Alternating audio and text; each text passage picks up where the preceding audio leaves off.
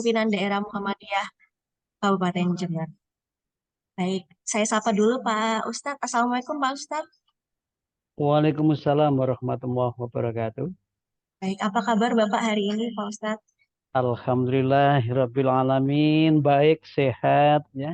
Mudah-mudahan teman-teman yang di keluarga besar BPJS Tenaga juga begitu ya. Oke. Baik, terima kasih Pak Ustadz. Mudah-mudahan kita dapat syafaatnya ya Pak Ustadz ya. Amin, Kemudian amin, amin. itu dipersilakan langsung Pak Ustadz untuk memberikan tausiah kepada kami supaya kami bisa mulai bekerja dengan tenang seperti itu ya Pak ya. Silakan Pak Ustadz. Assalamualaikum warahmatullahi wabarakatuh. Hamdan wa syukranillah, salatan wa salaman ala rasulillah, la haula wa la quwata illa billah.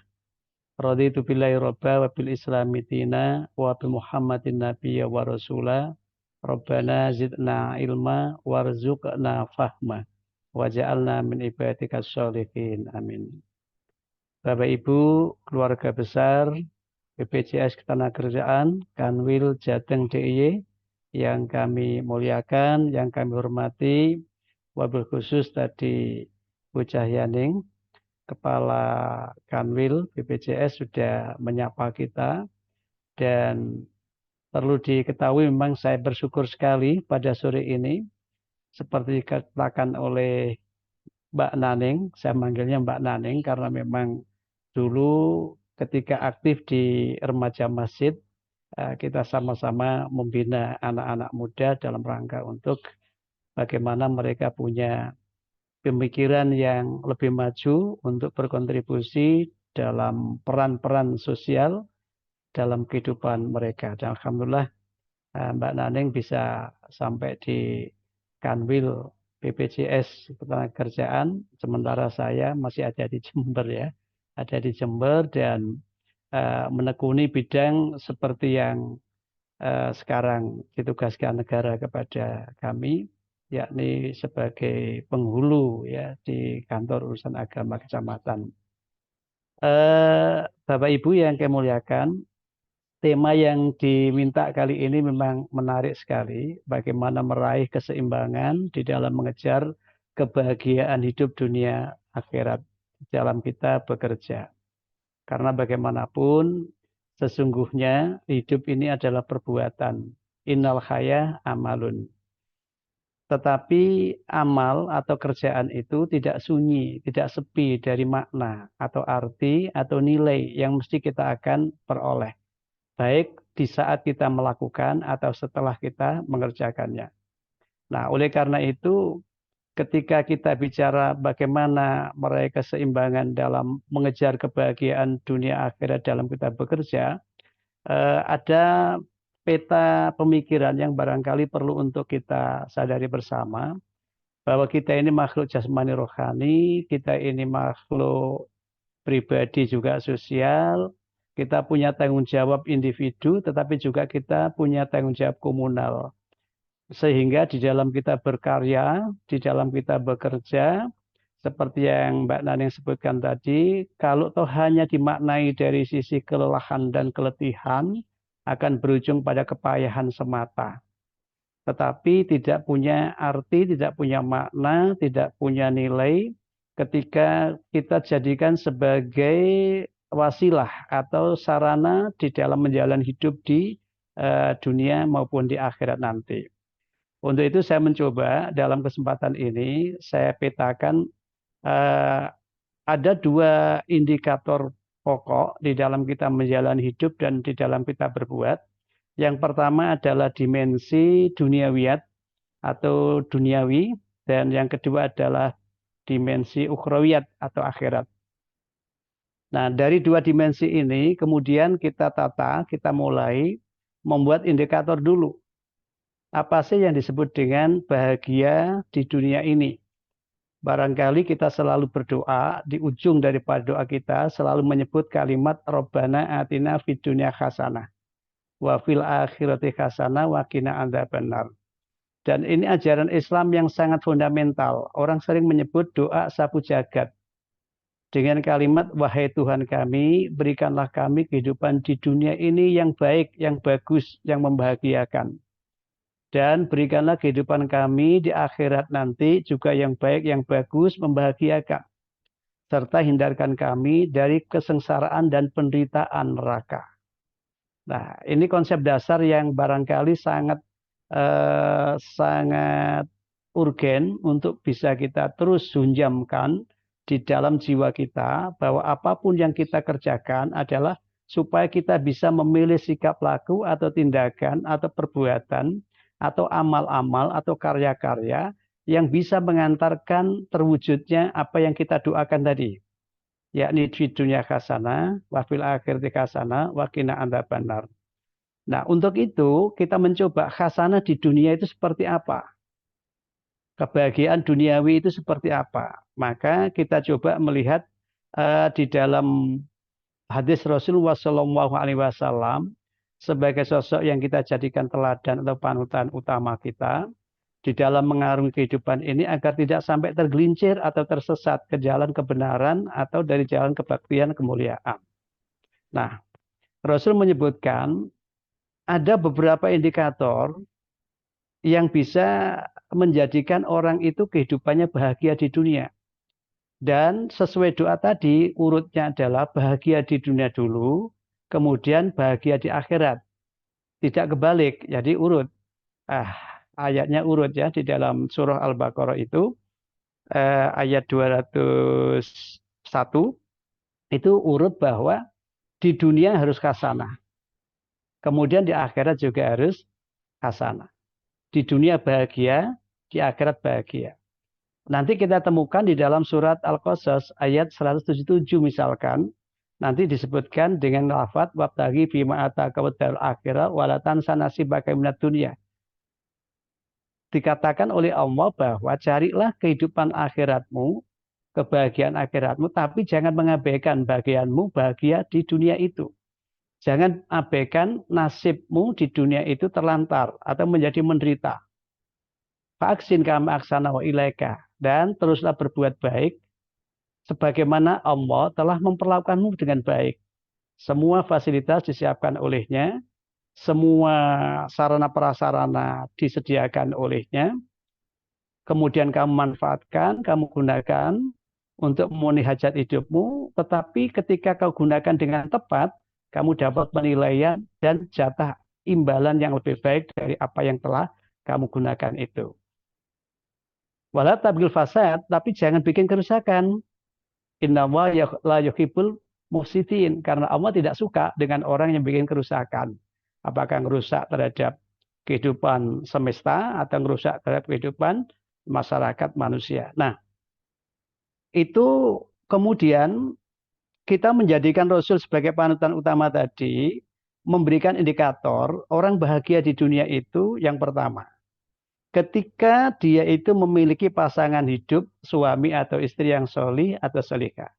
Suami yang solih, istri yang solihah, itu oleh Rasulullah disebutkan bahwa itu adalah wujud tanda orang akan mendapatkan, merasakan kebahagiaan dunia. Jangan rasakan sendiri ketika hidup sendiri bagaimana, dan ketika kemudian ingin punya pasangan, lalu setelah mendapatkan pasangan, punya suami atau punya istri, jenengan amati, rasakan bagaimana rasanya orang yang punya pasangan hidup yang selaras, serasi cara berpikir dan cara bersikapnya, yakni berbasis pada kesolihan. Solih itu apa? Solih itu perbuatan atau tindakan yang didasari oleh kepercayaan yang benar, kemudian dikerjakan mendatangkan manfaat, bisa menghindarkan madorot, serta perbuatan itu target akhirnya adalah mardatillah, ridho daripada Tuhan. Jadi kalau pasangan suami atau istri itu sudah bagus, maka bisa menjadi unna libasulakum wa antum libasulahun. Bisa menjadi selimut yang saling menutup kekurangan satu dengan yang lain, bahkan bisa menjadi warisah, menjadi penghias, pengindah kehidupan orang itu.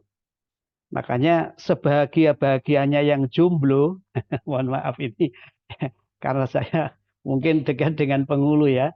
Jadi kalau ngisi nerangkan gini lalu ingat teman-teman yang jomblo, yang sudah tidak punya pasangan, Itu sebahagia-bahagianya yang tidak punya pasangan itu dibanding yang punya pasangan itu masih bahagia yang punya pasangan. Asal pasangannya solih atau solihah. Yang kedua, Rasul menyebutkan maskan al-wasi'. Yang merupakan indikator kebahagiaan di dunia ini adalah rumah yang megah, rumah yang luas, rumah yang kemudian bisa menjadi baiti jannati, menjadi kebun dan taman surga bagi penghuninya. Suami istri kerasan, anak-anak juga kerasan di rumah itu. Rumah yang selalu memberikan kedamaian, ketentraman, dan kebahagiaan adalah rumah yang wasi, rumah yang megah, rumah yang luas. Ya. Jadi gampangannya kalau kita itu mau berpikir, ya rumah kecil nggak apa-apa, yang penting punya rumah. Ya itu masih dalam tataran memulai untuk hidup bahagia di dunia. Memulai hidup bahagia di dunia. Sekali lagi, nggak apa-apa lah, yang penting kita punya hunian, walaupun itu masih kontrak atau kredit atau macam-macam.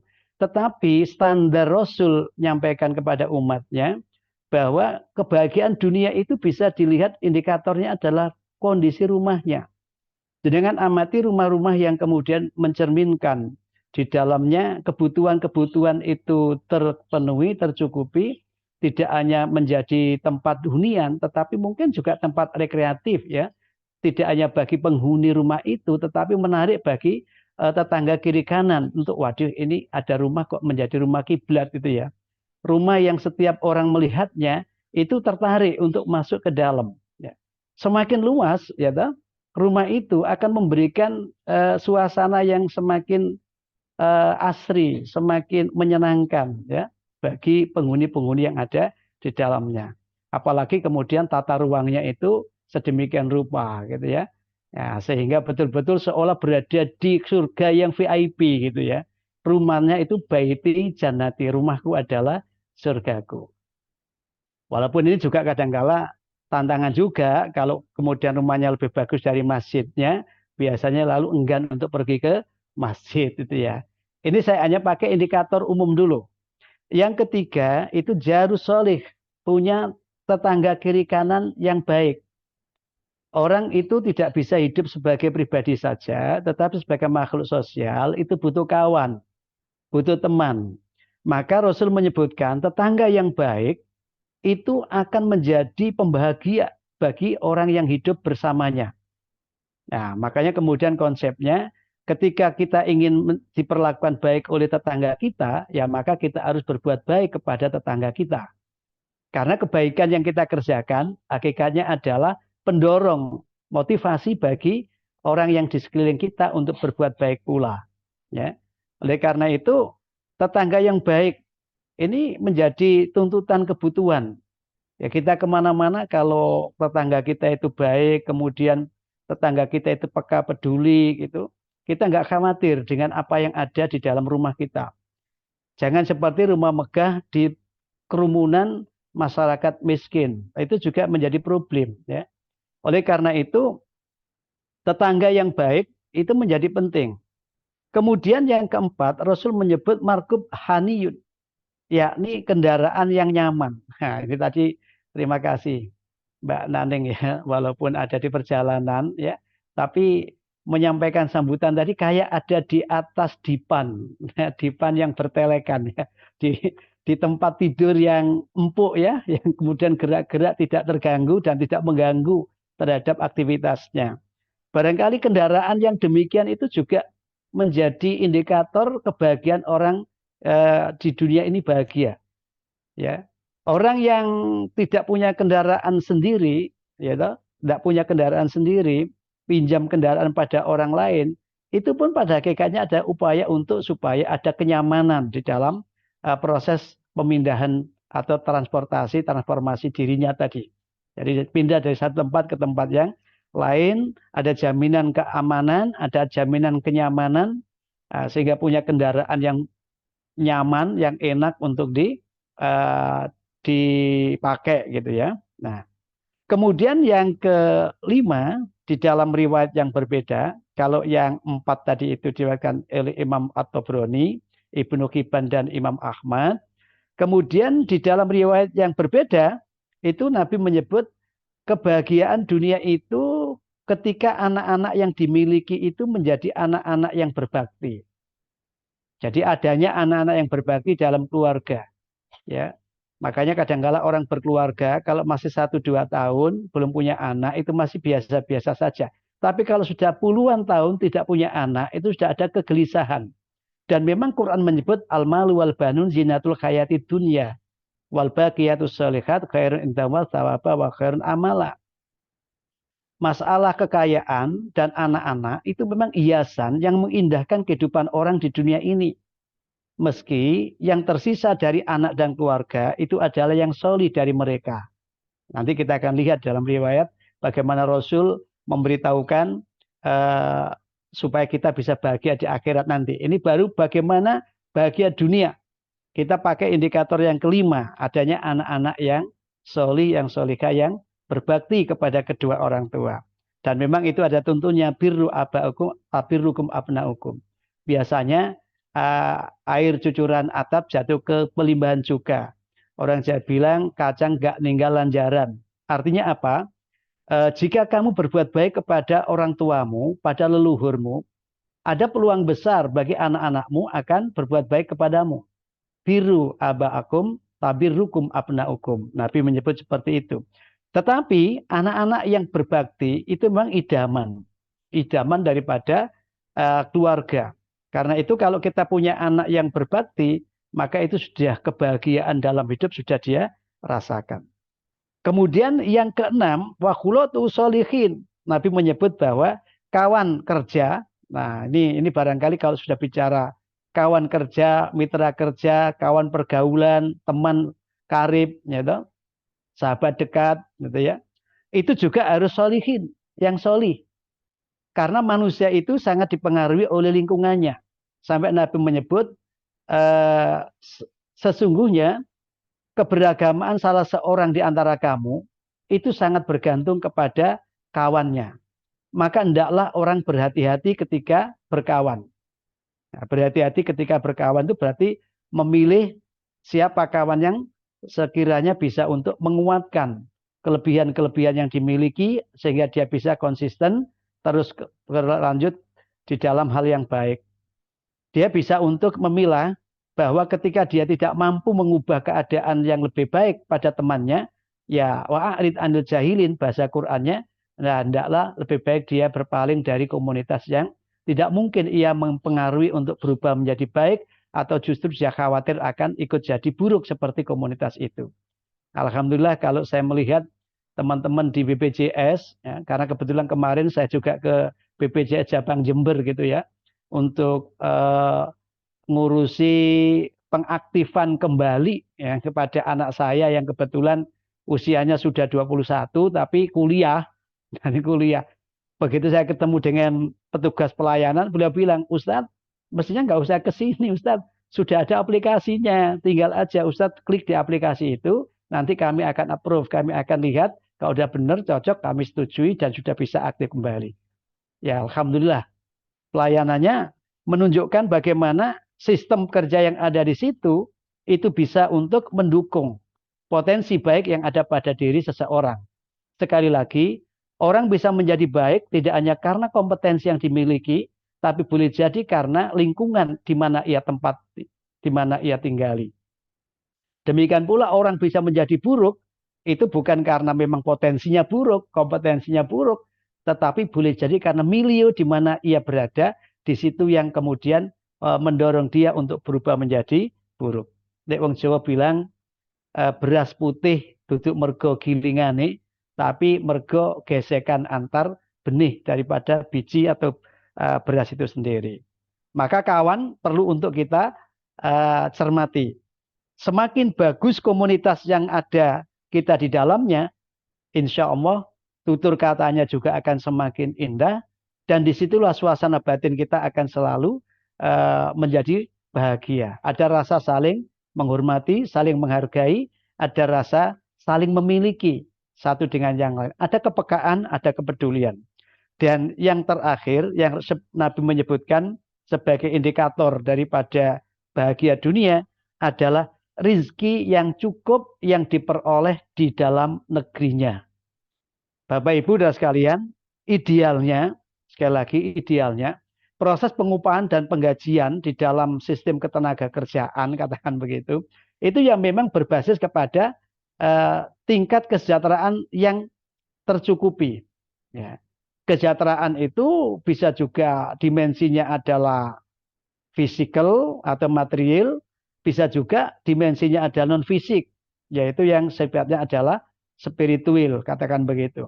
Karena kesejahteraan pada hakikatnya adalah suasana batin orang, ya, yang kemudian dia merasa apa yang menjadi kebutuhannya bisa tercukupi dengan gampang, bisa terpenuhi dengan mudah, dan tidak ada kekhawatiran atau ketakutan akan ketidakmampuan untuk tercukupi atau terpenuhinya kebutuhan itu, baik kebutuhan fisik maupun kebutuhan rohani.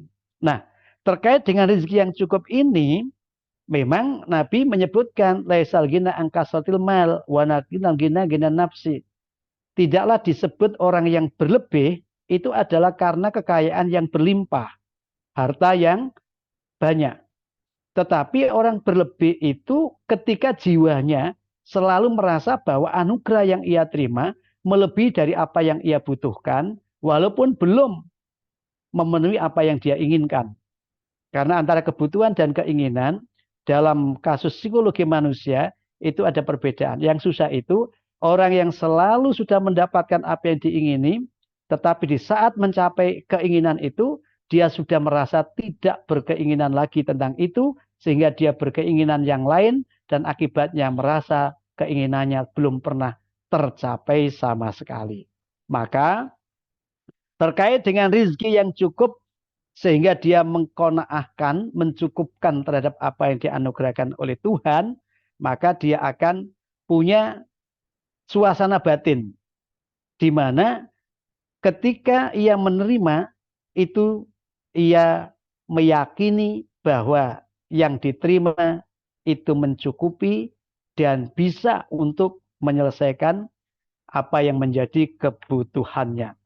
Maka di surah Al-Quraisy itu Allah menyebut li ilafi Quraisy ilafihim riklata syita'i was-shaif falyabudu rabb hadzal bait alladzi at'amahum min ju'in wa amanahum min khauf. Kau lihat bagaimana orang-orang Quraisy pada zaman Rasulullah hilir mudik lalu lalang lintas kerajaan, lintas negara, mereka mengais rizki untuk mendapatkan kecukupan, tetapi mereka tetap dalam keadaan yang berkekurangan karena dia tidak menemukan fal ya'budu rabb hadzal bait. Dia tidak menemukan bahwa di dalam ia melakukan usaha itu mestinya ia persembahkan untuk pemilik Ka'bah ini, yang kemudian dialah yang memberikan kecukupan makan bagi mereka, dan dia pula yang kemudian memberikan jaminan rasa aman dari ketakutannya. Jadi itu ada 7 indikator kebahagiaan duniawi yang mungkin nanti bisa ditambahkan atau bisa didialogkan. Tetapi sebelum itu saya ingin sampaikan ada pula 7 indikator kebahagiaan akhirat yang barangkali ini menjadi penting untuk kita jadikan sebagai pertimbangan. Oke lah, bahagia dunia sudah kita raih. Tetapi apakah perayaan kebahagiaan dunia akan membawa kebahagiaan kita di akhirat juga bisa teraih? Maka indikator yang pertama, orang itu bahagia di akhirat manakala mati dalam keadaan husnul khotimah. Matinya itu dalam keadaan husnul khotimah. Wala tamutunna illa wa antum muslimun. Jangan kamu meninggal atau mati kecuali kamu dalam keadaan bertaslim, berserah diri kepada Tuhan. Maka untuk husnul khotimah itu biasanya orang butuh persiapan-persiapan. Persiapan-persiapan bagaimana ketika nanti dia mengakhiri hidup itu tidak sampai menjadi orang yang su'ul khotimah. Minimal tidak sedang mengerjakan kejahatan. Apakah bersifat pribadi, sosial, atau bersifat psikologi atau material, jangan ada perbuatan jahat. Ketika orang mengerjakan kejahatan, kemudian dia meninggal, maka kejahatannya itu menjadi batas akhir dia menjadi su'ul khotimah. Jadi innamal a'mal bi khawatimi. Tidak hanya innamal a'mal biniyati. Kita sering mendengar hanya saja amal-amal itu bergantung kepada niatnya. Tetapi Nabi juga menyebut hanya saja amal-amal itu bergantung akhirnya, bergantung tutupnya. Jika kita mengakhiri tahun ini dengan keadaan yang bagus, maka kita punya pijakan tahun yang akan datang lebih bagus. Jika kita mengakhiri tahun ini dalam keadaan su'ul khotimah, maka kita nggak punya pijakan untuk tahun berikutnya lebih bagus. Bertahan dalam keburukan itu adalah bagian daripada sikap yang buruk. Oleh karenanya, yang pertama mesti kita upayakan husnul khotimah. Ya Allah biha bi husnil khotimah. Kita sering mendengar itu, ya Allah bi a'mali sholihatina.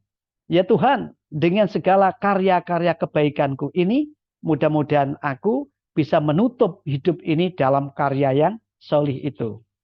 Yang kedua, Rasul menyebut indikator bahagia akhirat adalah punya investasi yang cukup sebagai pemenuh kebutuhan ukhrawinya. Apa itu? Ada 3 perkara.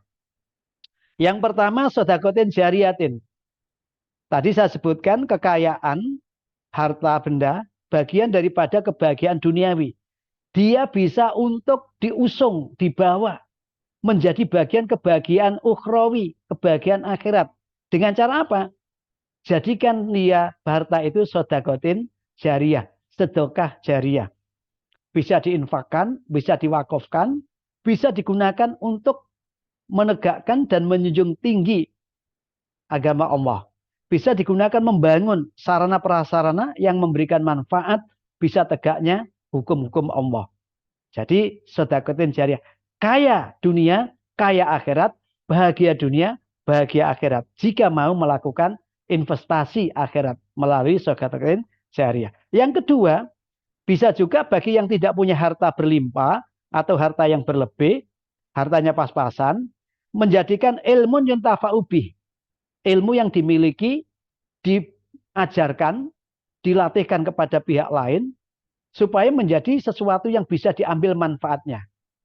Jadi yang punya ilmu nggak usah pelit, nggak usah menyembunyikan, ditanya, uraikan, jelaskan, karena sesungguhnya ilmu yang diajarkan itu akan menjadi investasi kebahagiaan kita di akhirat. Bapak Ibu, kita sering melihat di dunia pendidikan kita, itu setiap jenjang satuan pendidikan itu lulus itu biasanya diapresiasi dengan wisuda, dikalungi dengan kalung-kalung apa itu, kalung kehormatan-kehormatan sampai ketika menjadi guru besar misalkan ya, itu juga dikukuhkan dengan diberi kalung kebesaran. Lah Rasul pun menyebut bagi siapa yang menyembunyikan ilmu, ketika ditanya tidak mau untuk menjelaskan, jual mahal terhadap ilmunya, maka di situ uljima minarin, pada kehidupan akhiratnya juga akan dikalungkan penghormatannya itu, tapi tidak berupa kalung penghargaan itu, tapi berupa kalung-kalung yang terbuat dari api neraka. Na'udzubillah. Makanya jangan medit dengan ilmu. Siapapun yang bertanya langsung bisa tahu, berikan, jangan sembunyikan. Ya. Dan saya alhamdulillah Mbak Naning terima kasih diajak untuk bisa ketemu dengan keluarga besar di BPJS Ketenagakerjaan di DIY ini. Mudah-mudahan yang saya sampaikan nanti bisa adalah ala khairin, mendorong pada kebaikan sehingga saya minimal punya investasi berupa ilmin yuntafa'u bi yang bisa dimanfaatkan oleh teman-teman yang ada. Yang ketiga, investasi itu berupa waladin sholihin yad'ulah. Anak yang solih tadi itu. Al-malu wal banun, anak-anak yang solih, yad'ulah yang mau untuk mendoakan. Harapan orang tua terbesar itu bukan balas jasa. Karena balas jasa dari anak-anak itu belum tentu. Karena tantangan yang dihadapi anak pada tahap berikutnya tidak lebih mudah dari tantangan yang dihadapi oleh orang tua pada waktu itu. Maka harapan yang paling diingini oleh orang tua kita, ya sekedar doa. Robbi ghafirli wali walidayya warhamhuma kama robayani shaghira, dibaca kula ba'da sholatil maktubah, setelah kita selesai melaksanakan sholat yang 5 waktu. Itu akan menjadi investasi bagi orang yang menjalani kehidupan di akhirat yang dimulai dari pintu kematian tadi dan berada di alam barzakh, alam karantina atau alam kubur. Maka yang ketiga, Rasulullah Shallallahu Alaihi Wasallam memberikan indikator bahagia di akhirat karena akhirat itu pintunya adalah kematian. Tadi melalui husnul khotimah, tempat istirahat sementara karantina untuk checkpointnya adalah barzakh, kuburan.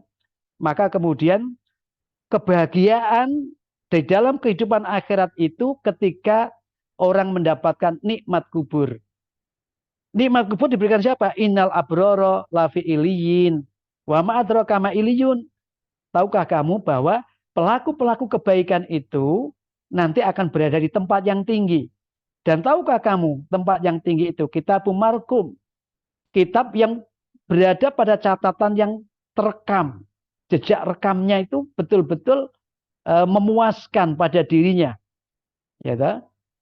Kemudian apa?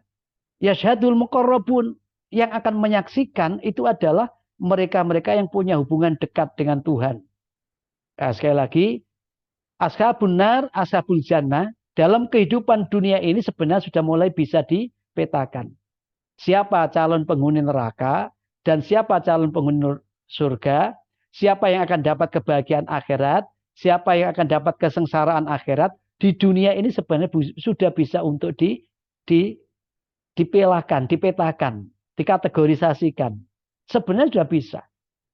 Ya. Oleh karena itu, orang-orang yang selalu orientasinya tadi, vaksin kama aksana wa ilaika, orientasinya selalu membawa dirinya untuk menjadi yang baik di dalam berkarya dan berbuat, di dalam bekerja, maka mereka itu akan menjadi orang yang mendapat nikmat.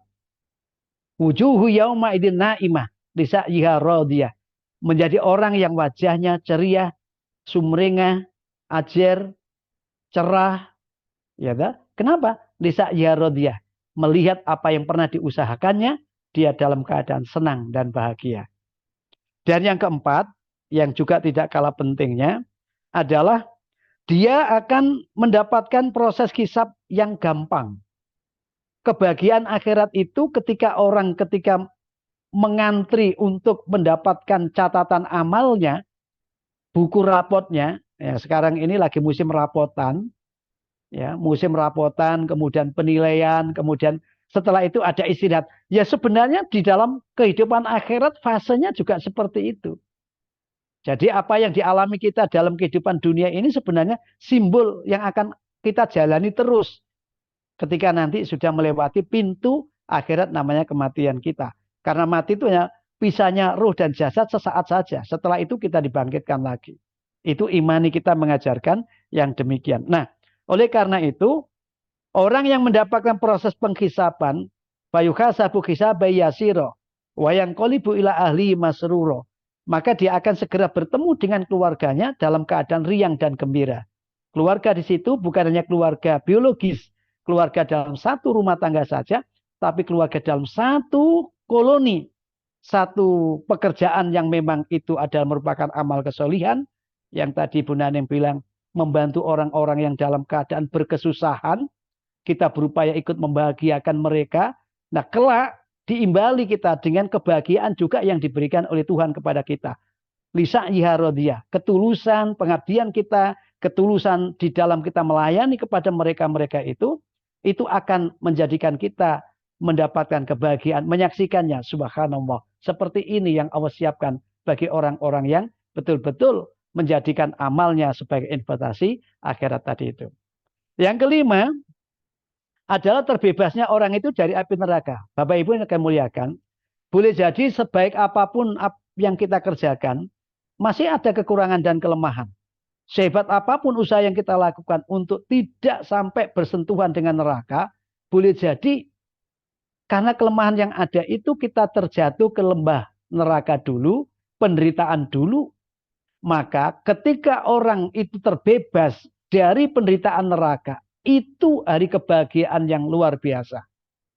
hari kebahagiaan yang luar biasa ketika seseorang bisa terbebas dari sentuhan api neraka.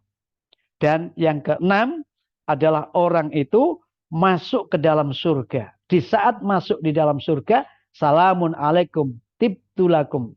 Selamat bagi kalian, berbahagialah kalian, sebab apa yang telah kalian kerjakan sebelumnya. Dan yang ketujuh, indikator kebahagiaan yang paripurna di dalam akhirat adalah kebahagiaan ketika di surga bersama dengan keluarga yang disayang ketika di dunia ini. Bapak Ibu yang kami muliakan, itu indikator 7 mengenai bahagia akhirat, indikator 7 melalui apa yang namanya kebahagiaan yang ada di dunia ini. Maka bagaimana cara untuk meraihnya? Tadi sudah disampaikan pengantar oleh Bu Naning bahwa mesti kita jadikan kerja kita adalah kerja yang berbasis ibadah kepadanya. Untuk bisa menjadi ibadah kepadanya, maka jiwa imani yang ada di jiwa kita ini, di hati kita ini, perlu kita perkuat. Tidak hanya dalam aspek pengetahuan, tetapi harus betul-betul berfungsi menjadi kekuatan yang mendorong kita beramal.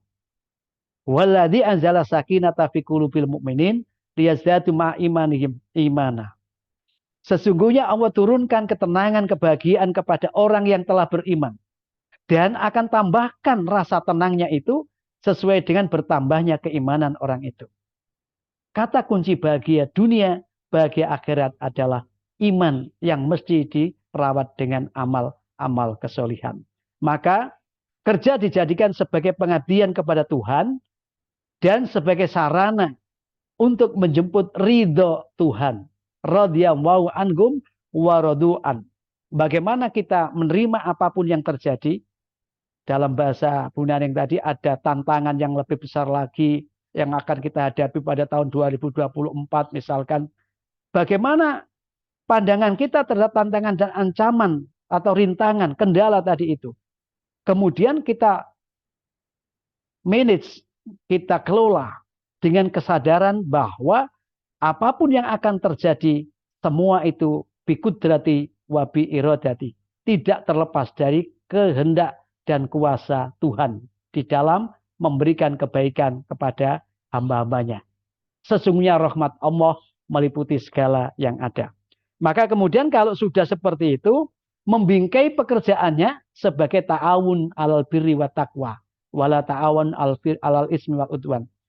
Membingkai pekerjaan sebagai kolaborasi kerjasama di bidang kebajikan dan ketakwaan. Bukan kolaborasi kerjasama di bidang permusuhan dan kebencian. Lalu yang terakhir barangkali mengembangkan pekerjaan itu dikerjakan dengan cara sabar dan dengan cara syukur. Artinya apa?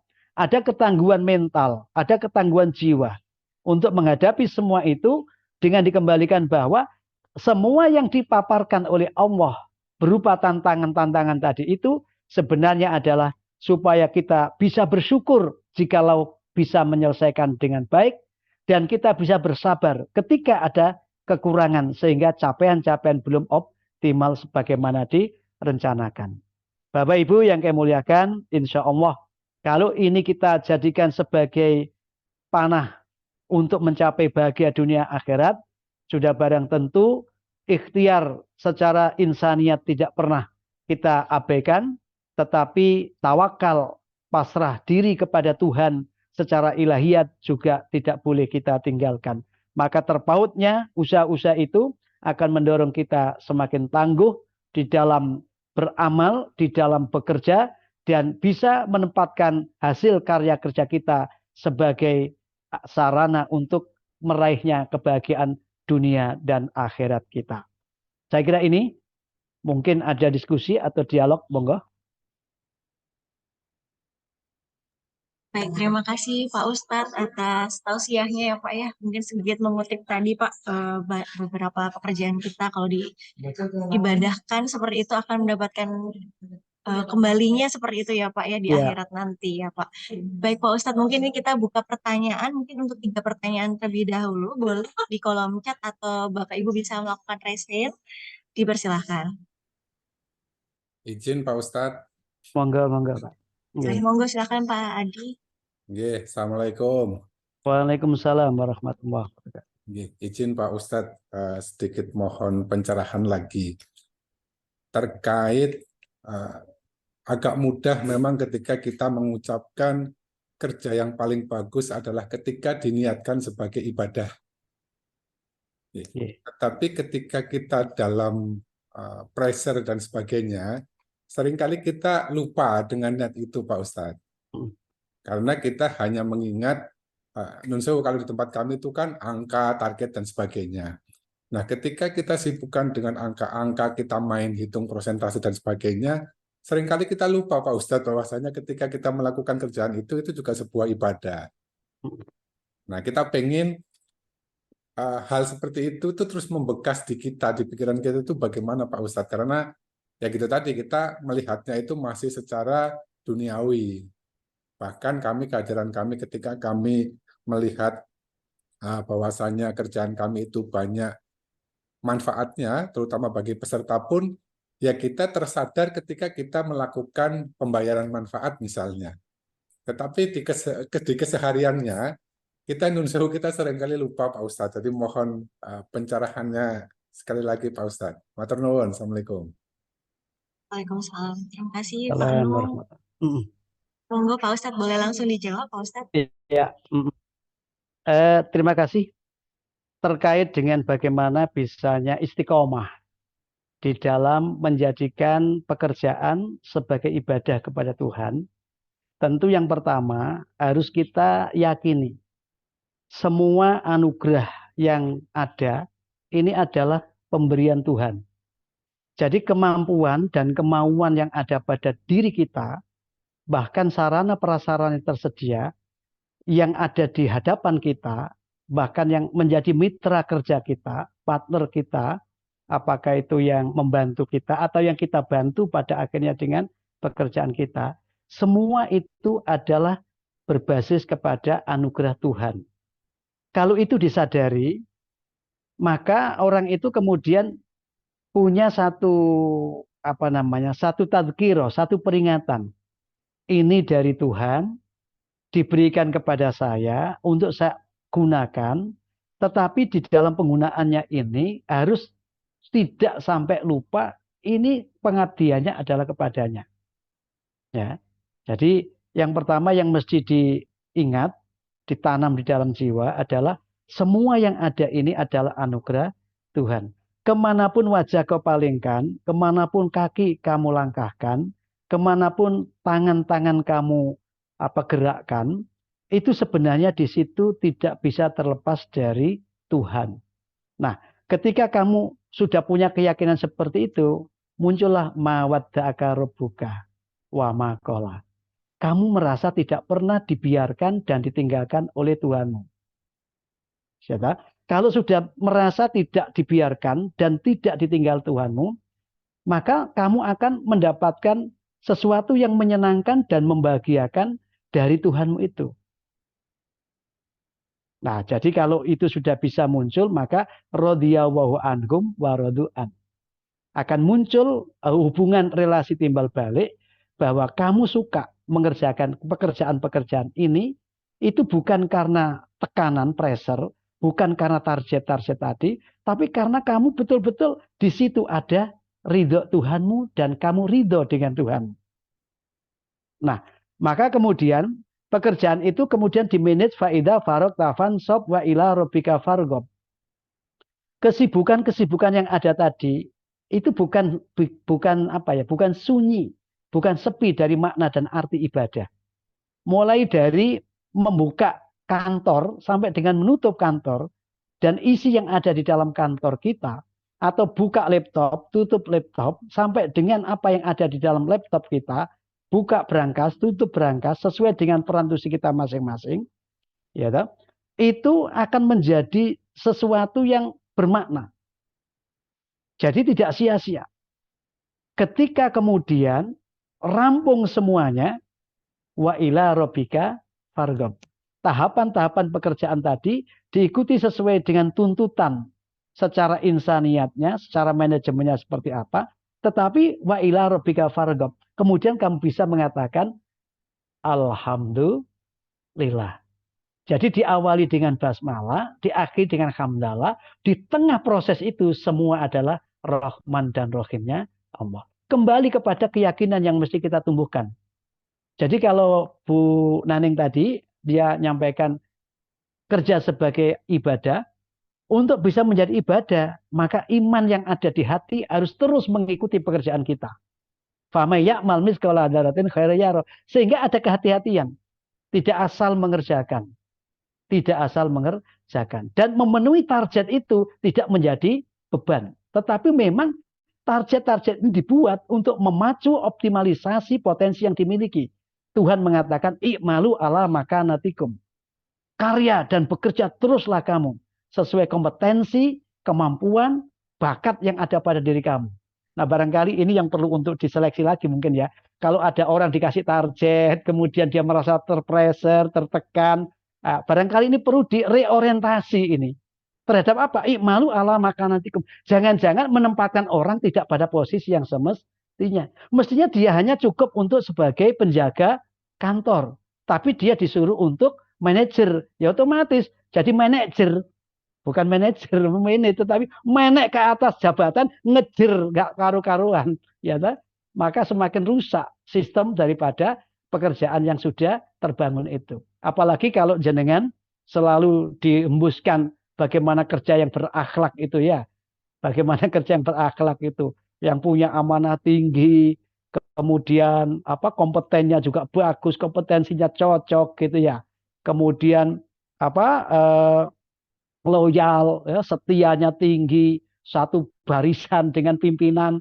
Bagaimana pimpinan itu ingin memajukan dan mensejahterakan terhadap karyawan, didukung tidak hanya ingin sejahtera saja, tetapi karya-karyanya juga menjadi karya yang monumental gitu ya. Ya. Kemudian bagaimana muncul yang namanya adaptif, ya, kemudian muncul namanya kolaboratif, katakan gitu. Nah, saya kira kemauan ta'awuniyah tadi itu yang saya sebut. Ketika pekerjaan itu sebagai mata rantai saling bertolongan, pimpinan ditolong bawahan, bawahan ditolong pimpinan, mitra sejajar itu stakeholdernya merasa ditolong. Insya Allah sistem itulah yang dikehendaki dalam pengabdian. Sehingga tidak ada perasaan yang tertekan. Kasihan itu kalau kerja sampai tertekan itu. Di dunia tidak bahagia, di akhirat juga menderita. Ya, jadi saya konsep dasarnya begitu. Imannya diperkuat, sistem kerjanya diikuti, insya Allah. Ya, jadi kalau keyakinannya lurus, benar, maka dia akan menemukan kerja-kerja target itu sebenarnya kerja yang normal dan wajar. Sepanjang dia cerdas dan cerah pikiran, kemudian jernih hatinya, insya Allah pekerjaannya akan lebih bermakna dan bernilai. Lisa'yiha rodiyah. Dia akan terbahagiakan oleh hasil kinerjanya sendiri. Tersenyum di saat yang lain menangis. Itu tadi ya. Oke, kita lanjut. Monggo. Ya, Pak Ustadz. Matur Oke. nuwun. Sami-sami.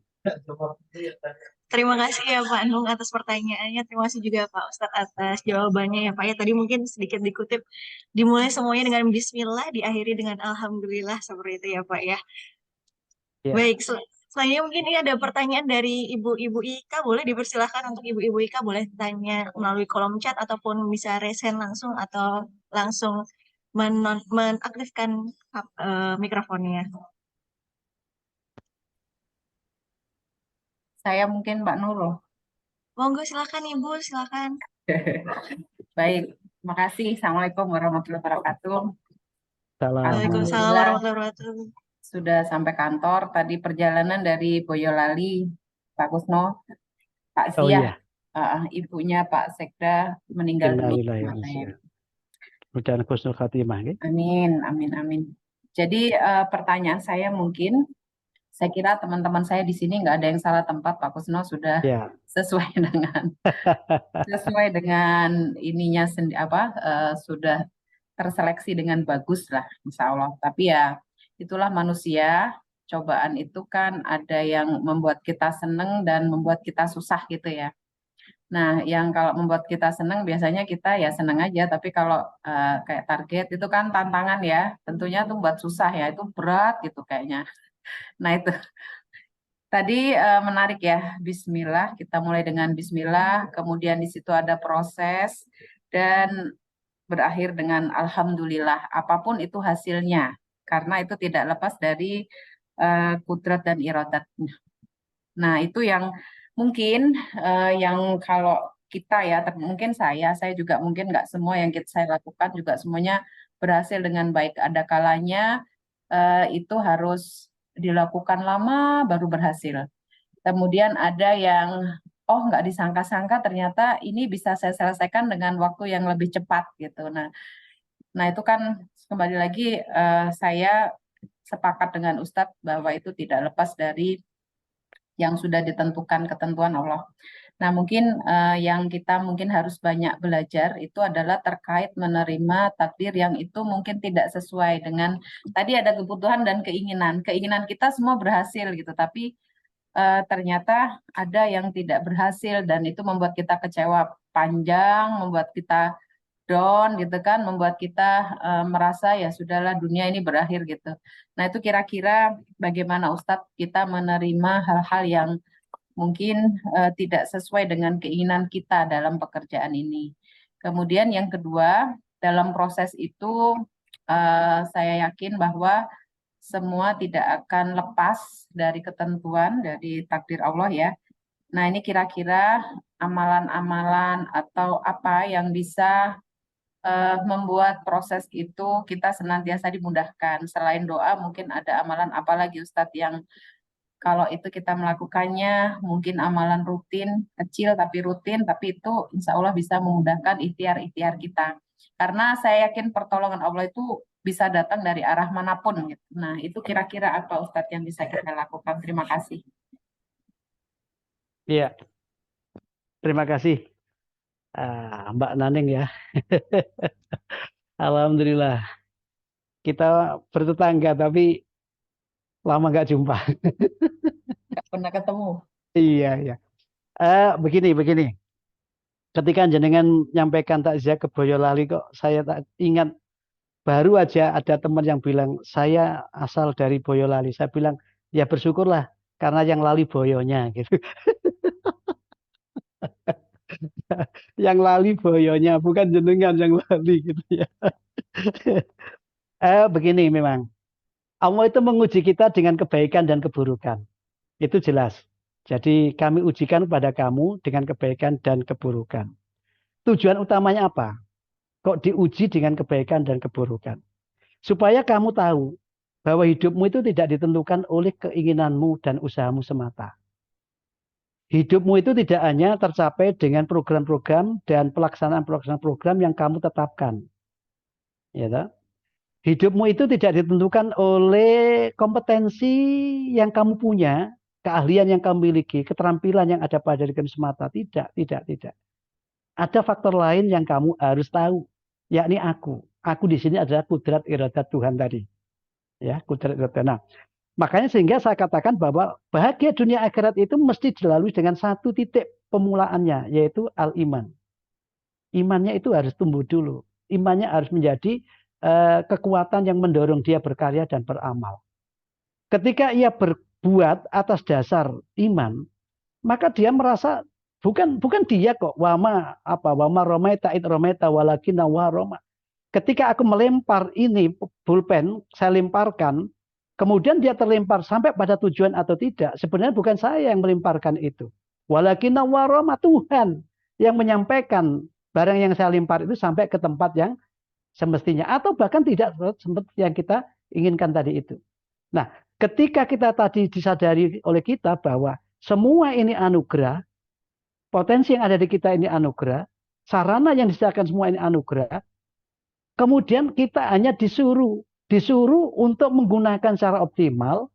Nah, penggunaan optimal itu pun di dalamnya ada irodahnya. Nah, penggunaannya itu dalam sistem keterujian. Maka ketika orangnya tadi itu betul-betul punya keimanan yang demikian, tidaklah menjadi orang yang la ta'sau ala ma fatakum wa la tafrahu bima atakum. Orang itu tidak akan menjadi putus asa ketika tidak sampai apa yang ia inginkan, tetapi juga tidak pongah, tidak berbangga diri ketika ia bisa mencapai apa yang dia inginkan. Karena apa? Semua itu anugerah. Nah, ketika Bu Naning tadi bisa menemukan yang diminta kadang-kala nggak datang, ya kan? Yang nggak diminta itu kok seliweran, gitu. Kok hadir terus. Nah, ketika bisa melihat itu, tinggal menaikkan satu tingkat lagi bahwa inilah ujian yang ditayangkan Tuhan kepadaku. Inilah ujian yang diberikan Tuhan kepadaku.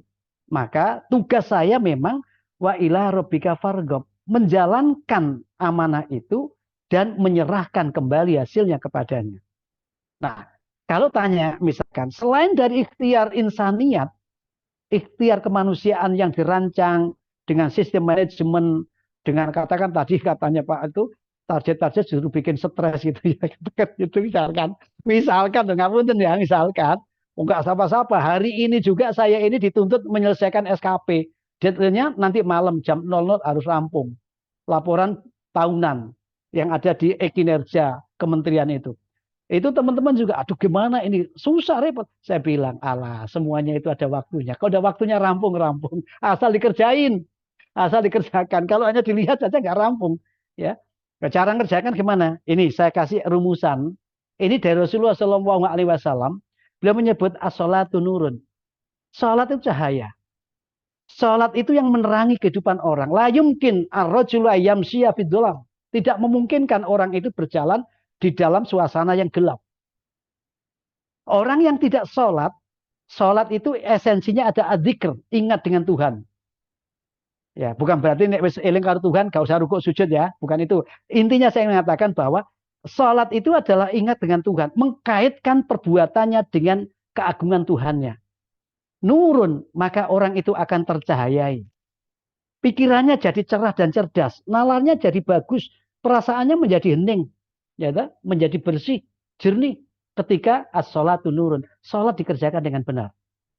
Barangkali kebiasaan-kebiasaan yang ini perlu untuk kita bangkitkan dalam komunitas kita. Ya, sholat dijadikan sebagai sarana untuk datangnya pertolongan yang mengubah barang yang biasa menjadi istimewa. Wasta'inu bisabri wassalah wa innaha lakabiratun illa al khasiin. Ya. Coba nanti direnungkan, itu yang pertama, as-sholatu nurun. Yang kedua, Nabi menyebut was-shadaqatu burhanun. Kalau kamu ingin meneguhkan supaya bahagia dunia, bahagia akhirat dengan imanmu yang semakin kokoh di jiwa, di hati, jangan lupa gerakan sedekahmu. As-shadaqatu burhanun. Sedekah itu bukti real orang percaya dengan Tuhan. Jadi nek wong rumangsa aku dikei rezeki karo Gusti Allah tapi dikon sedekah angel ra iram. Itu berarti orang itu enggak punya kepercayaan yang benar itu. Ya. Dan ternyata betul. Sedekah-sedekah itu dijamin oleh Allah dengan pelipat gandaan. Betul. Fa'amman a'ta wattaqa wa saddaqa bil husna fasanuyassiru lil yusra. Itu apal. Mbak Naning wis apal mbiyen ya. Nalikane remaja Masjid Al Iman itu ya.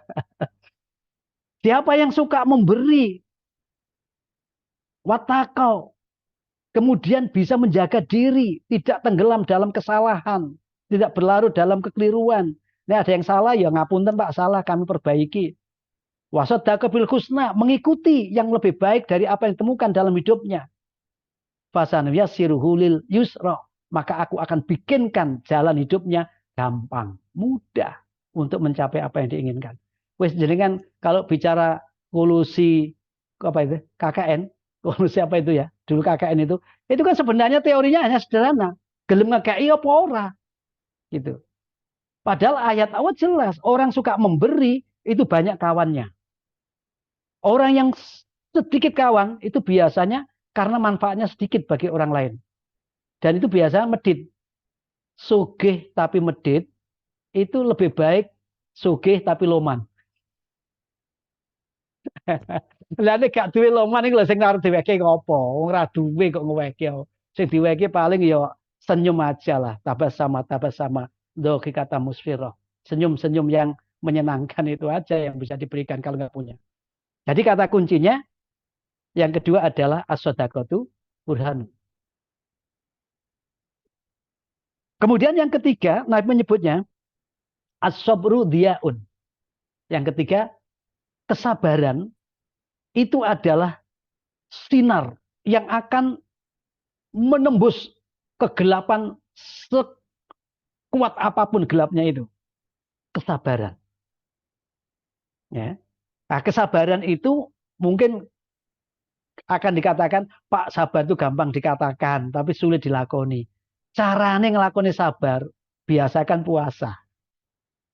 Biasakan puasa. Nek pengen caranya sabar, biasakan puasa. Itu ya.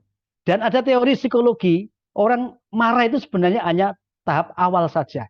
Pertama kali merespon. Karena selebihnya itu adalah hal yang biasa. Maka ketika merespon itulah yang butuh kesadaran diri. Ya, pantas enggak aku berkata yang seperti ini? Pantas enggak aku mengerjakan yang seperti ini? Ya, kalau sekiranya itu membuat resah, tidak tentram dalam jiwa, maka tinggalkan, karena itu adalah bagian daripada kesalahan atau dosa. Jadi dosa itu Nabi menyebutnya sesuatu yang terlintas dalam hati manusia yang menyebabkan manusia itu gelisah. Nah, punten Bapak yang gelisah itu ya gelisah maksud saya, ya. Kemudian merasa tidak nyaman kalau orang lain mengetahuinya. Itu pasti perbuatan mengandung unsur ismun, mengandung unsur dosa. Dan kebenaran itu itma'anna qalbak, yang selalu akan menenteramkan, mendamaikan, membahagiakan jiwamu. Maka sabar itu diraih dengan perjuangan memang. Tapi salah satu cara untuk bisa sabar, ya dibiasakan puasa. Lah puasa kan macam-macam, tinggal pilih aja kan. Apakah puasa Senin Kemis, apakah puasa Daud, apakah puasa Ayyamil Bid, ya. Itu kan banyak sekali model-model sesuai kemampuan kita.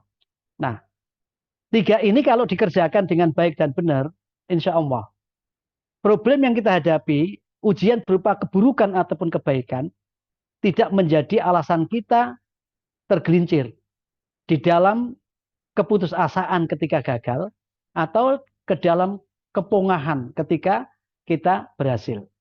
Karena tadi itu, awali basmalah, jalani dengan Rahman Rahim, akhiri dengan Alhamdulillah. Wa akhiru da'wahum alhamdulillah. Kenapa? Permintaan terakhir. Nah, syukur kalau kemudian ada kesempatan untuk qiyamul lail, ya. Qiyamul lail itu di Quran jelas, wa minal laili fatahajat bihi nafilatalak asa ayyab asaka rabbuka maqama mahmuda. Cara Allah untuk menjaga kita tetap dalam kemuliaan, dalam kebahagiaan, itu di malam itu jangan digunakan tidur semuanya. Sesekali digunakan untuk bangun. Di situ tatajafa junubum anil madhaji yad'una rabbahum khaufa wa tama'a. Kemudian dia berbisik dengan Tuhan, bercengkerama dengan Tuhan. Bukan bangun bercengkerama dengan pasangan. Itu biasa, itu sudah untuk dunianya. Tapi untuk akhiratnya itu bercengkerama dengan Tuhan, lalu mengeluh kepadanya, bercerita kepadanya, meminta kepadanya dengan penuh pengharapan. Insya Allah. Itu akan bisa menjadi alternatif bagaimana kita bisa menerima apapun ini sebagai bagian kudrat ibadat Allah dengan radhiyatam mardiyah, dengan penuh kebahagiaan dan kesenangan. Ya, barangkali orang menangis juga karena bahagia. Orang senyum juga karena bahagia. Nah, barangkali itulah yang diingini Tuhan ketika kita melihat karya-karya kita ini. Ngoten nggih? Insya Allah. Izin tanya Mbak Nurul. Boleh Bapak, terima kasih sebelumnya ya Pak Ustadz atas jawabannya Bu Naning pertanyaannya. Baik, selanjutnya Pak Sarno ya Pak ya, dari Ungaran ya Pak ya. Siap. Assalamualaikum Pak Ustadz Kusno. Waalaikumsalam warahmatullahi wabarakatuh. Sama orang Jember ini Pak. Izin alhamdulillah. Begini Pak Ustadz. Tema kali ini kan bagaimana kita ibarat kata keseimbangan dalam mengejar kebahagiaan dunia akhirat dalam bekerja ya. terutama bekerja dalam situasi saat ini, itu mirip kayak apa ya Pak, pertandingan mengejar sebuah pertandingan. Tapi dalam hal ini saya sudah berusaha untuk melakukan sesuatu, minta statementnya Pak Ustadz ini kira-kira. Iya. Bahwa setiap kita adalah pemimpin, dan setiap pemimpin akan dimintai pertanggungjawaban. Dan ada hadis lagi, perbaiki sholatmu, dan Allah akan perbaiki hidupmu. Kira-kira yang harus kita kerjakan ini, Tat, yang utama, luruskan niat, memperbesar ikhtiarnya diperbesar, dan terakhir cukup tawakal. Apakah dalam bekerja dan beribadah hanya itu aja, Ustadz, atau perlu ditambah dengan ibadah-ibadah yang lain seperti disampaikan tadi? Terima kasih, Ustadz. Assalamualaikum. Waalaikumsalam warahmatullahi wabarakatuh. Begini ya, memang wa ma utitu minal ilmi illa qalila. Menungso itu tidak diberi ilmu yang banyak oleh Tuhan. Ya. Kalau kebanyakan ilmu, nanti malah tidak karuan dia.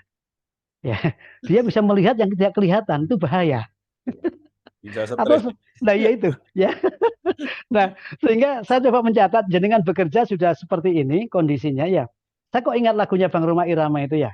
Ya, Terlalu banyak kerja, sibuk, bisa bikin stres. stres. Terlalu longgar, banyak nganggur, juga bisa bikin stres. Ternyata stres itu bukan pada pekerjaan. Sikap mental kita di dalam melihat pekerjaan itu, di dalam memperlakukan pekerjaan itu, dan di dalam memperlakukan diri kita sendiri. Maka yang siapa mengenali potensi dirinya, maka dia akan bisa membawa dirinya itu untuk mensikapi kondisinya dengan baik. Nah, sehingga kalau panjenengan tadi misalkan, aku pakai rumus yang terakhir dengan tawakal aja Pak, 3 dimensi tadi itu, apakah cukup? Cukup. Itu aja cukup. Kenapa? Karena sesungguhnya pekerjaan itu harus dimulai dari niat, kan begitu. Niat itu menimbulkan semangat. Apapun yang dikerjakan tidak gairah, itu nggak akan hasilnya optimal. Pasti meledet. Pekerjaan yang tidak disemangati ya. Nah, sementara kalau kita itu bekerja sudah optimal, tidak berserah kepada Tuhan, semua kita pikul sendiri, itu yang menjadi bukannya sombong. Jadi akan menjadi begini. Wajah orang itu akan lihat kusut, ya, tertatih-tatih. Kenapa? Karena memikul perbuatannya sendiri. Tapi begitu dia ufawwidu nafsi ilaika ya Allah. Begitu mau tidur, terus dia bilang, "Duh Gusti, saya sudah berbuat sepanjang jaga saya, sepanjang saya belum tidur ini. Aku mau tidur. Ufawwidu, aku serahkan semuanya kepadamu. Bismika, Allahumma ahya, wa bismika Allahumma amut." Bangun tidur, segar lagi. Kenapa? Tuhan, kau bangunkan aku ternyata ya. Berarti kau beri kesempatan aku untuk meneruskan pekerjaanku kemarin yang belum selesai. Fa'idha farokta pansob. Maka ada kontinuitas, ada kesinambungan. Dan kemudian itulah tadi yang jenengan sebut bahwa ketika ini menjadi ibadah kita kepada Allah, dan ibadah itu tidak hanya yang makhdo, tetapi ibadah itu terkait dengan ghairu makhdo, karya-karya kesolihan kita, itu perintah agama. I'malu ala makanatikum. Kerja keraslah kamu sesuai potensi kamu, sesuai hobi kamu. Saya ingat sebenarnya saya punya anak asuh yang alhamdulillah cukup sukses ketika menjadi arsitek sekarang, alumni dari UMY ya di Jogja sana. Sekarang dia masih anak muda baru lulus tapi sudah bisa berkarya sebagai arsitek di tingkat provinsi. Sudah luar biasa. Ternyata ketika kita lihat apa yang dijadikan sebagai pijakannya, sederhana saja. Aku bukan apa-apa dan aku bukan siapa-siapa tanpamu. Nah, jadi tanpa aku bersamamu, maka aku tidak bisa menjadi apa-apa. Maka dari iyyaka na'budu wa iyyaka nasta'in. Ma wada'aka rabbuka wa ma qala. Fasaufa yu'tika rabbuka fatardha. Maka akan diberikan kepadamu sesuatu yang menyenangkanmu oleh Tuhanmu. Ketika kamu merasa tidak pernah ditinggalkan oleh Tuhanmu. Kamu melaksanakan tugas tidak sendirian. Di kiri kananmu ada malaikat yang menyertaimu. Bahkan Allah turunkan malaikat untuk menjagamu. Malaikat hafadhah. Ketika kamu qalu rabbuna wa tsumma istaqamu. Imanmu betul-betul kau pertahankan dan kau pertaruhkan untuk pekerjaan-pekerjaan kamu yang selalu dilambari dengan keimanan itu. Insya Allah. Tidak ada kepuasan yang berlebih-lebihan dan tidak ada kedukaan yang berlebih-lebihan. Itulah sebenarnya bahagia. Bahagia itu adalah sesuatu yang ada di jiwa kita. Faktor eksternal itu hanya pemicu saja. Sejatinya bahagia ada di dalam diri kita sendiri. Ya, jadi boleh aja Pak. Jangan pakai segitiga tadi boleh. Man amila solikan min dzakarin aw unsa wa huwa mu'minun falayufnam khayatan thayyibah di surat An-Nahl. Allah juga sebutkan, siapapun pokoknya beriman, laki perempuan tidak dibedakan, beramal soli, ya toh? Maka iman amal soli akan mendorong dia untuk mendapatkan kehidupan yang bahagia, yang thayyib, yang membahagiakan, yang berkualitas thayyibah. Ya, saya kira insya Allah apa yang panjenengan sampaikan itu bisa untuk diteruskan, dimantapkan lagi sampai menemukan bahwa apa yang kita lakukan ini sebenarnya adalah tugas-tugas ujian saja. Ya selalu bikin deg-degan, ya. Tapi setelah deg-degan kita selesai, ya mau ngono wae. Tidak boleh terlalu overthinking ya Ustadz ya. Betul. Kalau sudah berlebihan nanti, wah masalahnya semakin berat. Oke, makasih banyak. Sama-sama Pak Arno. Assalamualaikum. Assalamualaikum warahmatullahi wabarakatuh.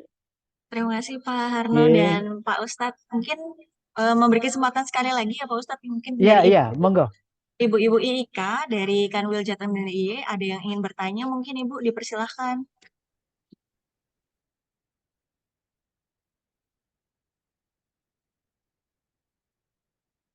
Itu apa itu Pak Ustadz, saya apa Dini, Mbak Dini coba. Baik, saya bacakan ya Pak Ustadz ya. Yeah. Assalamualaikum Pak Ustadz, saya Dini. Bagaimana cara menerapkan sifat amanah pada diri kita? Dari Ibu Dini Marsudi di Pekalongan, Bapak. Oke. Amanah itu akar katanya dari Aminah. Aminah itu percaya. Orang tidak bisa bersikap amanah kalau dia tidak punya kepercayaan yang kuat. Keimanan yang tinggi. Jadi iman dengan Allah, iman dengan yang gaib, iman dengan percaya dengan sesamanya juga. Itu bagian daripada menumbuhkan sikap amanah. Karena amanah pada hakikatnya adalah menyampaikan haknya orang kepada orang itu sesuai dengan ketentuan yang berlaku. Ya, adul amanati ila ahliyah. Berikanlah amanat-amanat itu pada pemiliknya dengan tanpa kau kurangi dan bukan kamu tambahi. Nah, sekarang amanah itu tinggal dilihat wujudnya apa.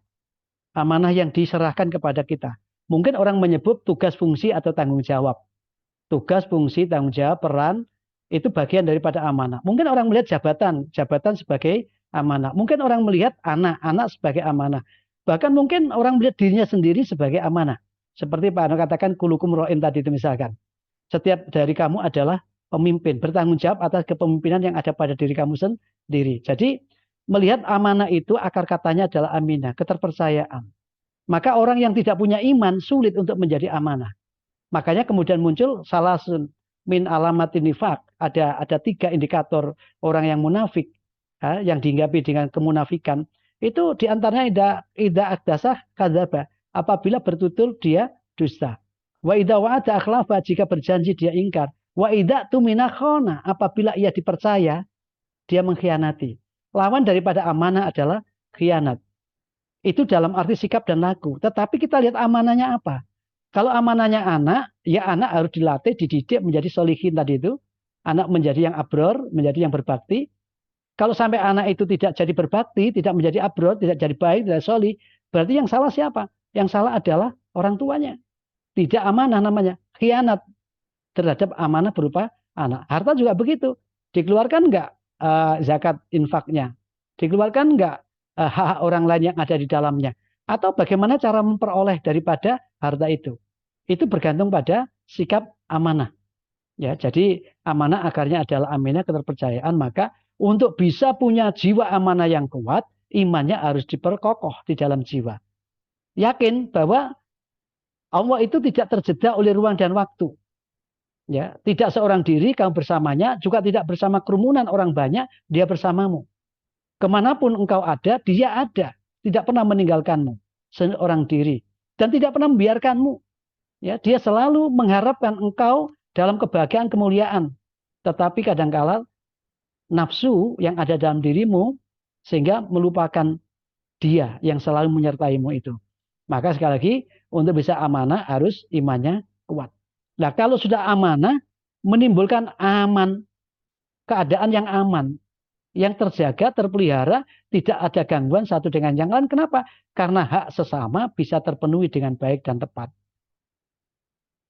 Amanah itu juga nanti ada amanah kepada Tuhan, amanah pada diri sendiri, amanah kepada orang lain.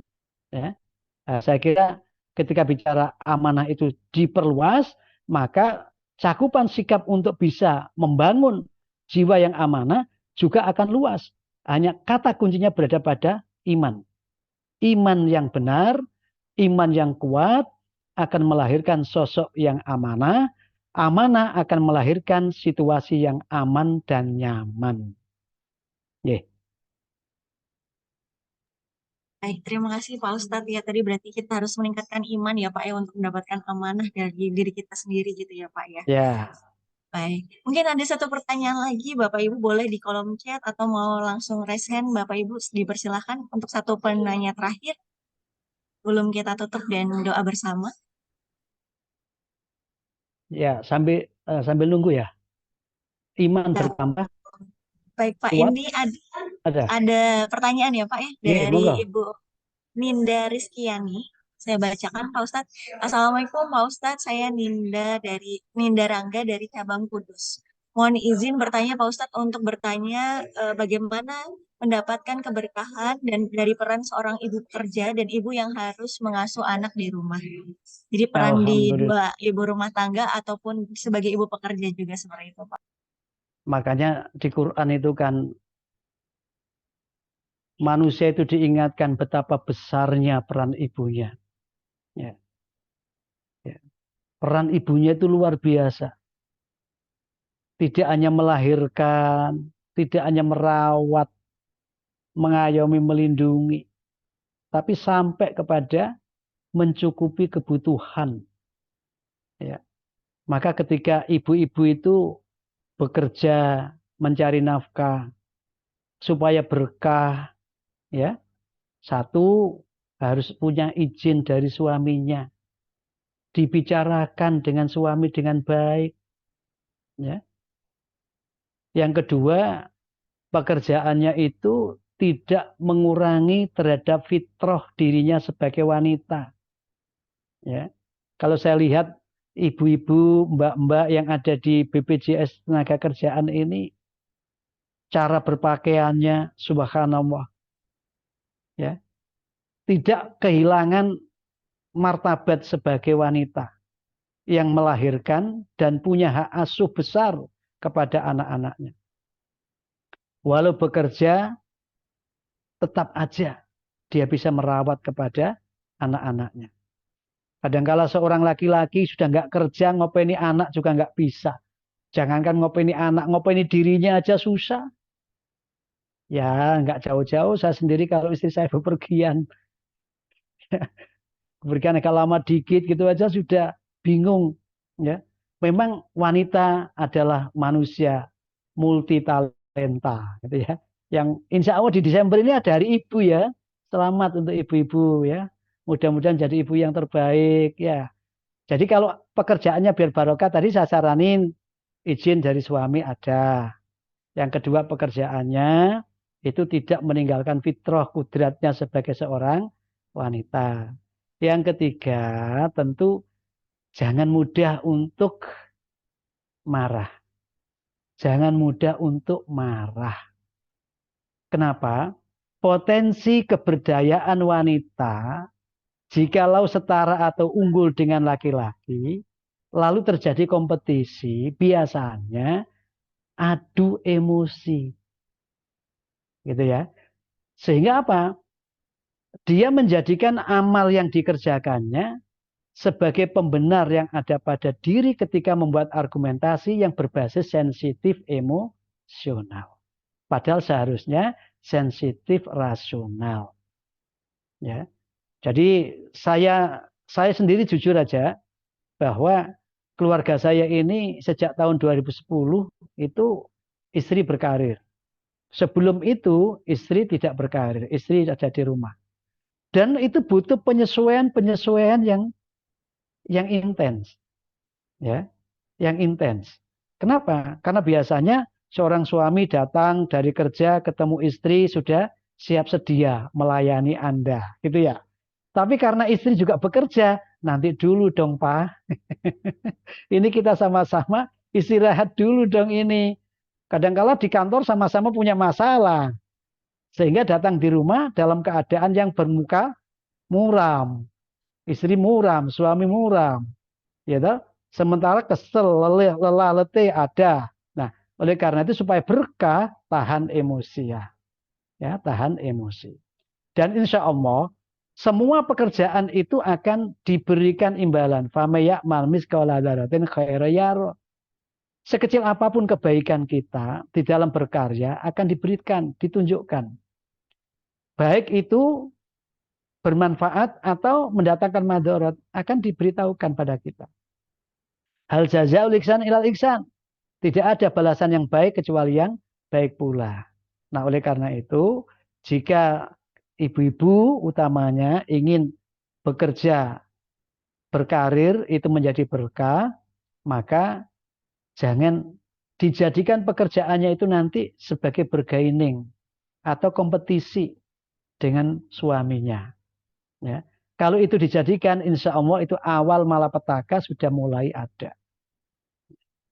Kalau itu kemudian tidak terkendali, akhirnya menjadi kekuatan liar yang oleh setan yuwaswisufi sudu rinnas. Karena memang wajibnya nafkah itu pada suami, pada ayah. Jadi seorang ibu tidak punya wajib menafkahi anak. Seorang istri tidak wajib menafkahi suami. Yang wajib adalah suami atau ayah. Wa alal mauludi kiswatuhunna wa rizquhunna alal maulid. Ketika punya anak, maka bagi ayah itu menambahkan rizki dan pakaian yang dibutuhkan oleh keluarga. Jadi insya Allah bisa berkah ketika apa yang saya sampaikan itu betul-betul jenengan jadikan sebagai perawat atau perajut terhadap pekerjaan-pekerjaan panjenengan sehingga tidak lepas.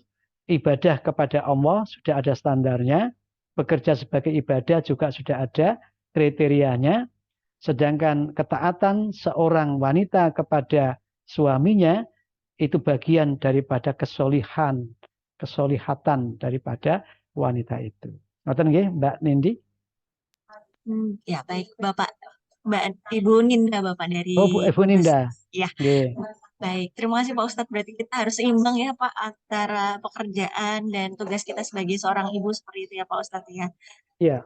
Ya, baik mungkin itu sebagai pertanyaan terakhir ya Pak Ustadz ya. Sebelum kita tutup mungkin kita bisa doa bersama Pak Ustadz. Ini Pak Ustadz kan sering jadi penghulu ya, menjodohkan yang belum dapat jodoh. Mungkin bisa kita doakan bersama-sama ya Pak Ustadz ya.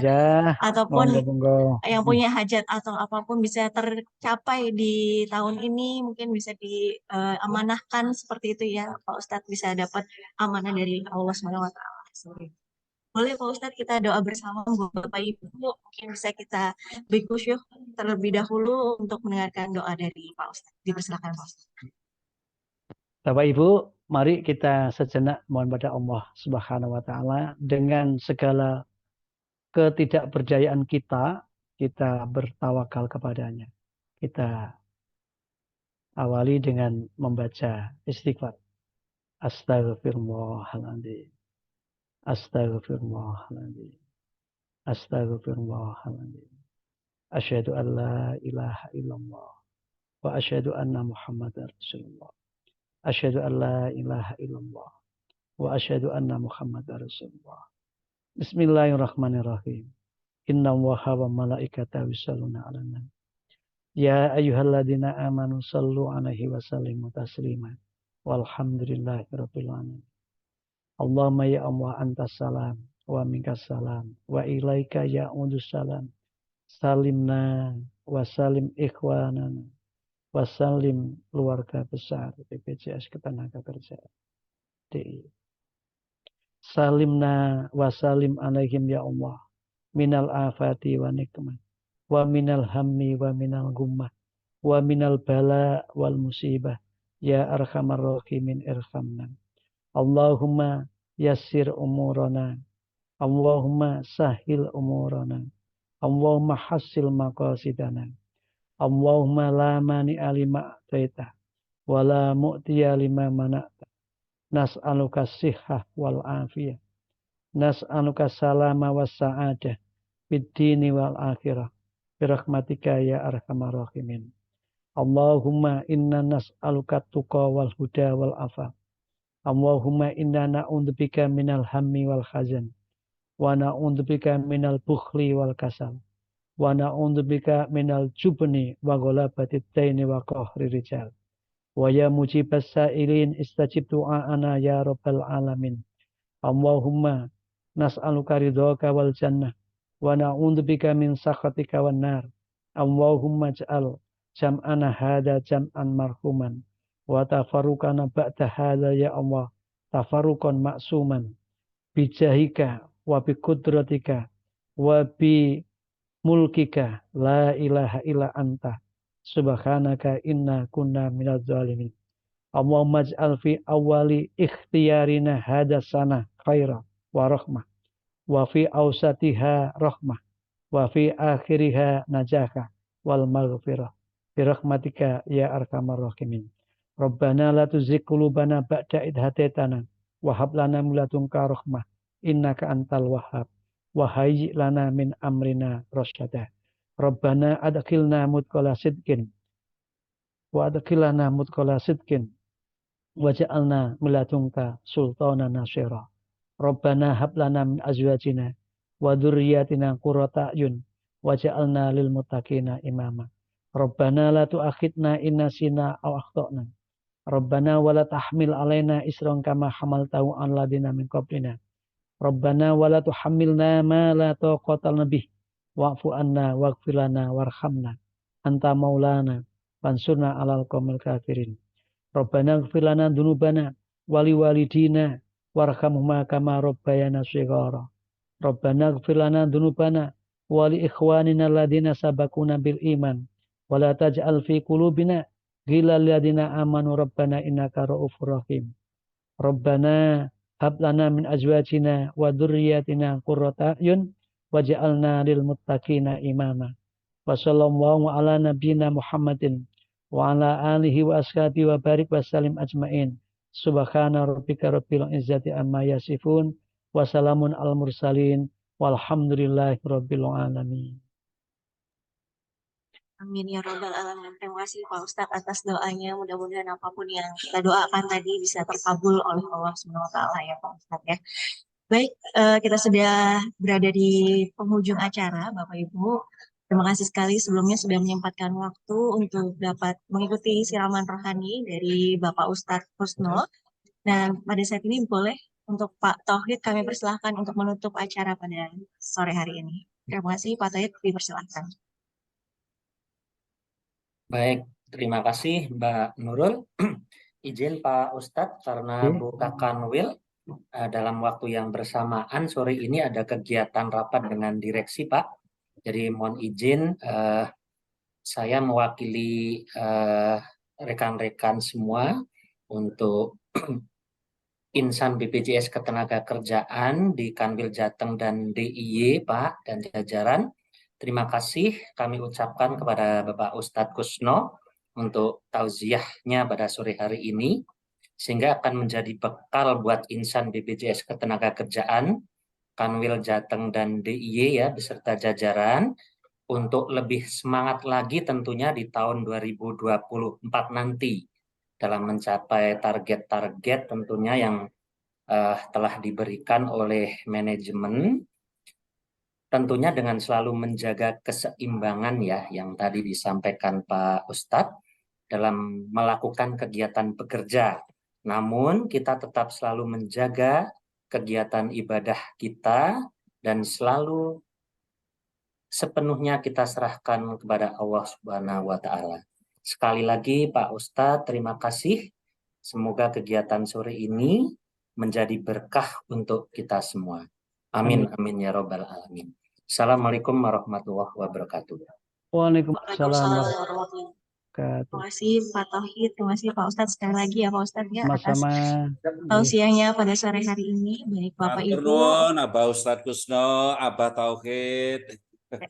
Matur nuwun sami-sami Pak. Kita Matur live nuwun. ya. Matur Ya, nuwun. baik, terima Matur kasih nuwun Pak Pak Ustadz. Ustadz. Assalamualaikum. Waalaikumsalam warahmatullahi Waalaikumsalam wabarakatuh. warahmatullahi wabarakatuh. Mohon maaf apabila ada kesalahan Bapak Ibu. Terima kasih atas waktunya. Assalamualaikum warahmatullahi wabarakatuh. Waalaikumsalam Mbak Nurul, matur nuwun atas ilmunya yang diberikan. Assalamualaikum. Waalaikumsalam Pak Arnold. Terima kasih Bu Nani. Iya.